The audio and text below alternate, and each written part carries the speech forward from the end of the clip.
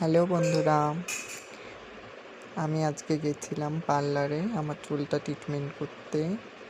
তোমরা দেখো আমার চুলটার কি বিশ্রী অবস্থা, কি খারাপ হয়ে গেছে।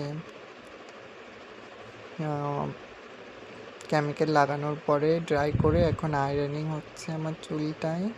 দেখি কি রেজাল্ট আসে, করছি। তোমরা দেখে বলবে আমার চুলটা কেমন হয়েছে লাস্ট লুকে। খুব চোখ জ্বালা করছিল কেমিক্যালটার রিয়াকশানে, খুব পুরো চোখ দিয়ে জল বেরোচ্ছিল।